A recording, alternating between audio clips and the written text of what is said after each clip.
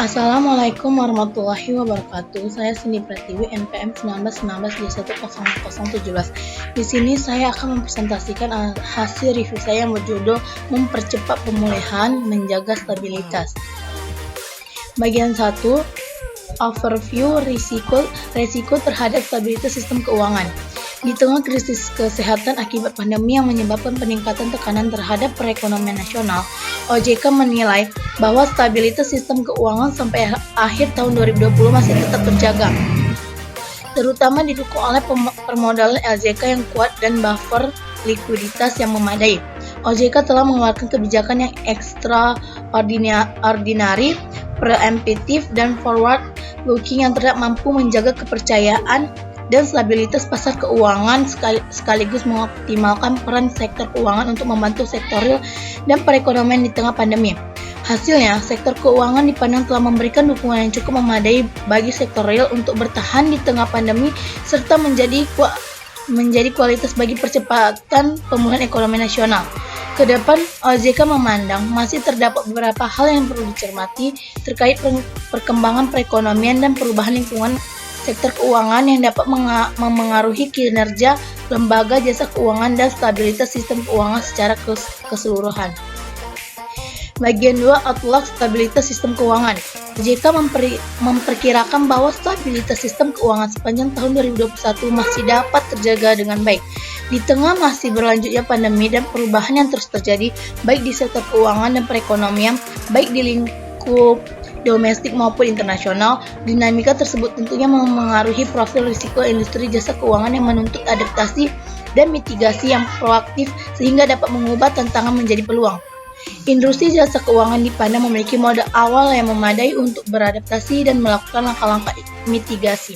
Hal ini terlihat dari bantalan atau buffer yang cukup tinggi. Khususnya, bantalan permodalan dan likuiditas sampai dengan akhir tahun 2020, profil risiko lembaga jasa keuangan dapat dijaga pada level yang manageable dan masih berada jauh di bawah batas ketentuan. Outlook stabilitas keuangan setiap industri di sektor jasa keuangan secara umum masih dapat terjaga. Namun demikian terdapat perbedaan baik dari perkembangan fungsi intermediasi maupun profil risiko di industri perbankan, pasar modal, asuransi, dan perusahaan pembiayaan. Bagian 3, Arah kebijakan stabilitas sektor keuangan. Pandemi masih akan menentukan arah pemulihan ekonomi nasional dan stabilitas sistem keuangan di tahun 2021, di mana berlanjutnya pandemi akan membatasi pemulihan sektor korporasi atau supply side dan peningkatan permintaan dari sektor rumah tangga atau demand side. Selain itu, divergensi dalam penanganan pandemi dapat menyebabkan berubahnya arah aliran likuiditas global yang diperkirakan akan cenderung menuju negara-negara yang dapat menyelesaikan pandemi lebih cepat. Untuk itu, OJK bersama pemerintah dan Bank Indonesia akan melanjutkan kebijakan yang bersifat antisipatif atau forward-looking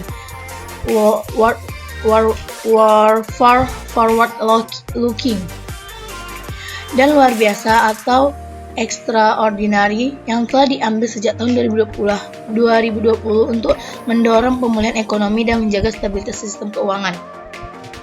OJK juga telah memberikan ruang bagi sektor real untuk bertahan dalam menghadapi dampak pelemahan ekonomi khususnya dalam memitigasi risiko gagal bayar debitur atau default. Mempertimbangkan perkembangan pandemi, OJK telah memperpanjang kebijakan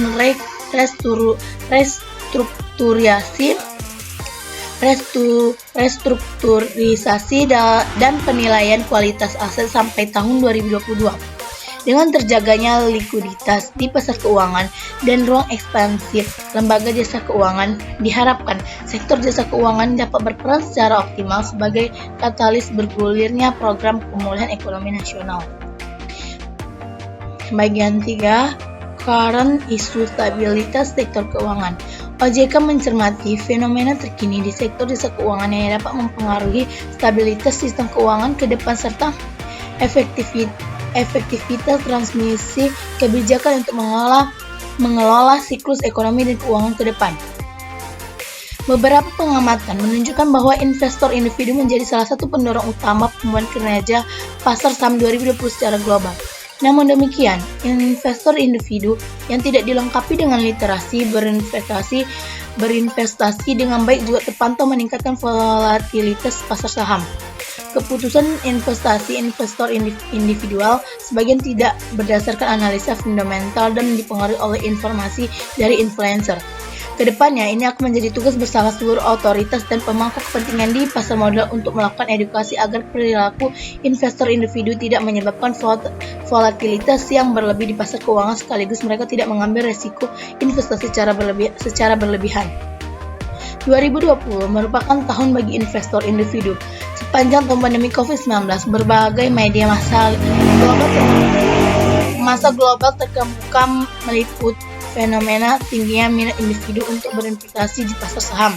Fenomena ini diperkirakan didorong dari suku bunga global yang rendah sehingga mendorong investor individu untuk mencari return yang lebih tinggi. Sementara itu, dana yang dapat dialihkan untuk berinvestasi berlimpah bersumber dari